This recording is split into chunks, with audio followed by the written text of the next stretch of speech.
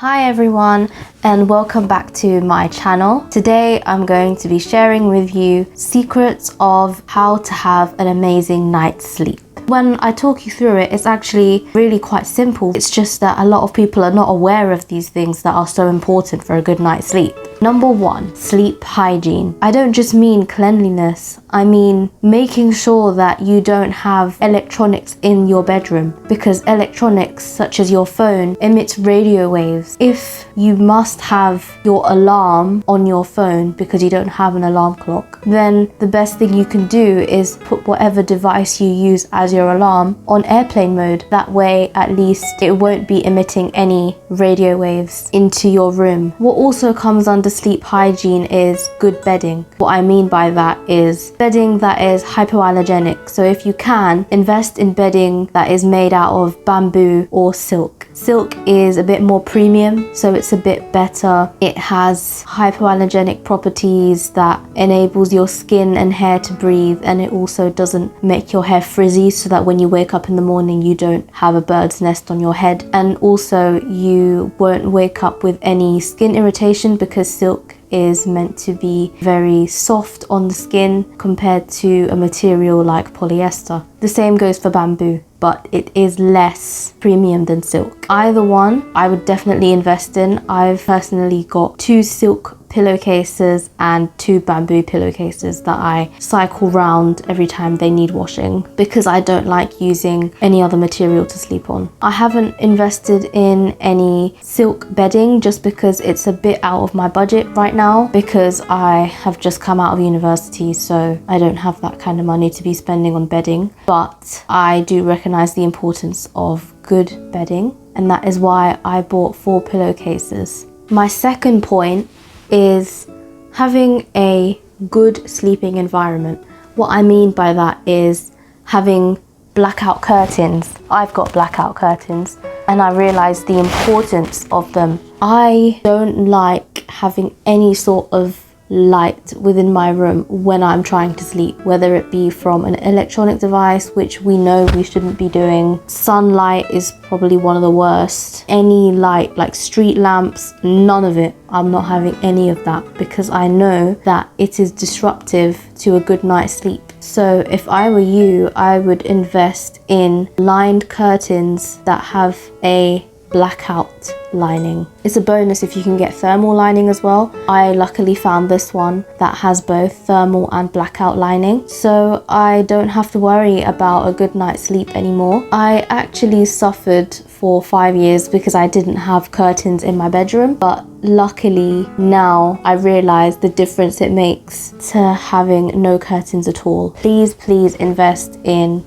blackout curtains for your bedroom. Now, if you are like me and you have noisy neighbors, I used to suffer with horrible noisy neighbors who used to have parties into the night, absolutely awful, then you might want to invest in a white noise emitter. You can set it on when you're about to go to sleep and then turn the lights out, have the white noise emitting out of the device throughout the night, and hopefully it should block out outside noise. I've only learned this from a book that I read, which I will share with you at the end. The last point about environment is having a clean bedroom. So usually your mind reflects your environment. So if you have a clear environment, you'll also have a clear mind, and a clear mind is an important thing to have if you want to have a good night's sleep. You don't want your mind to be buzzing with certain thoughts and ideas of what you're going to do the next day and your to-do list. You don't really want that before you go to sleep.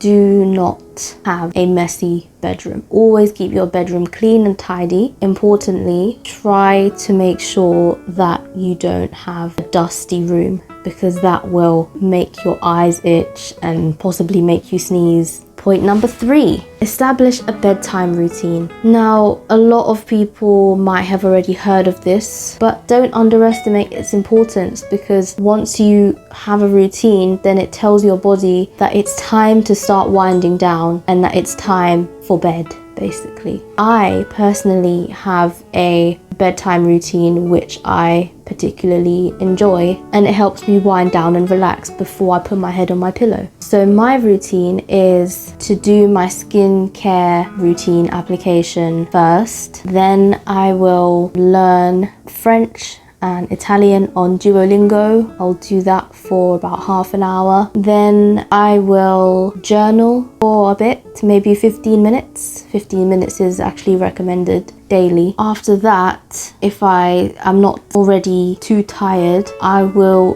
read fiction for a little bit. I love reading anyway. Scientifically, it's proven that it does relax your mind. Even after just 6 minutes of reading, your mind calms down by about 60%. So I would say reading is a very good habit before bed, but you can have your own bedtime routine. In fact, let me know in the comments below what your bedtime routine is. I'm interested. Number 4 is align your circadian rhythm. Circadian rhythm is actually just a fancy way of saying your body clock. Your body clock is really important because it determines how your energy levels are throughout the day. So you want to make sure to have a good night's sleep that you go to bed and wake up at the same time every day. Now, I'm not saying you have to be really nitpicky and set your alarm for 8:05 every single day, but it is better for you to at least wake up within a half an hour window every single day. So let's say if you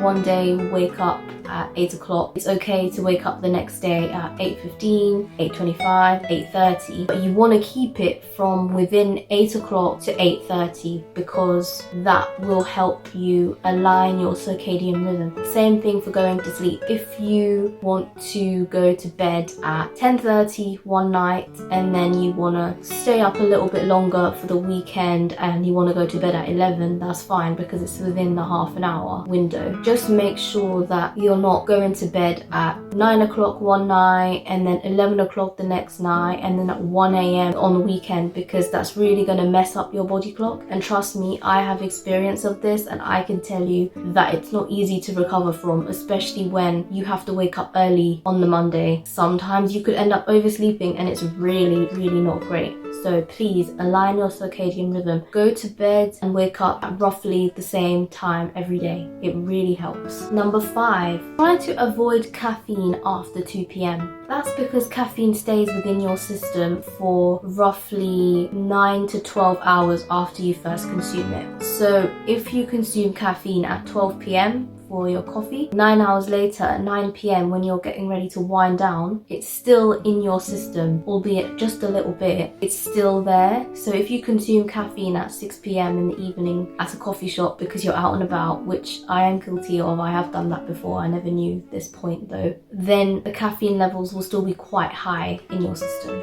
So try as best you can to avoid large doses of caffeine after 2 p.m. A cup of tea has only 50 milligrams of caffeine, which is about a third of how much a cup of coffee has. So that in the evening, 5 o'clock in the evening, is okay. I don't think it will really disrupt your sleeping pattern, but try to avoid it right before you go to bed because the caffeine in that tea bag is significant enough to keep you up, especially if you have an overactive brain. Number 6. This one is for any of you who has furry pets, or pets at all, to be honest with you, even goldfish. Keep all pets out of your bedroom. You shouldn't be sleeping next to any of your dogs or cats, because I have spoken to cat owners and dog owners before and they all tell me how their cats and dogs wake them up by jumping on their bed, going on their laps, peeking their head through the curtain so that all the light creeps in through the window, and then they have to automatically wake up because their sleep breaks. Keep them out of the bedroom. They should have their own little basket to stay in a separate room, just so that they don't wake you up. And not just from the waking up perspective, but also they shouldn't be in your room because of the fur. It's not easy to have a very good night's sleep if your air in your bedroom is filled with fur particles. It's not going to help you. It's not going to do you any favors. So just keep pets out of the bedroom and you will have a better night's sleep, I promise. Point number 7 is calm the mind. This kind of links into the bedtime routine point that I made earlier, but this is specifically calm your mind because I know some people who suffer from overthinking. If they're about to go to sleep, it's very difficult for them to switch off. So something to combat this will be to do an activity that calms your mind. Whether it be meditating, reading a fiction book, doing yoga for the evening, or even just doing some art that can help calm your mind. Anything that de-stresses you, go for it. Try to do that. Number 8, don't use your bedroom for anything other than sleeping. This is really important. You don't want to associate your bedroom with anything other than relaxing to sleep. So for example, even reading a book, you should ideally read in another room before you go to bed. Your bed should be your sanctuary for sleep. You should just use your bedroom for sleeping so that your body knows that when you come into your bedroom, it should automatically relax. That should be your physical response. As soon as you walk into the room, your body knows it's time for sleep. I have trained myself to do this, so I don't even read in my room anymore. I read in another room, which I know that I will never sleep in. And that is all my points for this video. I got all of this knowledge from several health books, but one in particular which is very helpful for you to read if you want to is the little book of self-care sleep. I finished reading this a couple of months ago and I found it enlightening, clearly, because I learned so much from it and thought I'd condense everything that I made into this video. So if you don't want to read it, at least you know everything that you need to know for a good night's sleep here. But the book covers more extensive topics like how to deal with insomnia and sleep apnea and several other things. I really hope you enjoyed this video, and if you've got any more tips for a good night's sleep, let me know in the comments below. Thank you for watching. You'll find helpful videos about books that I've read on my channel. So thanks for watching.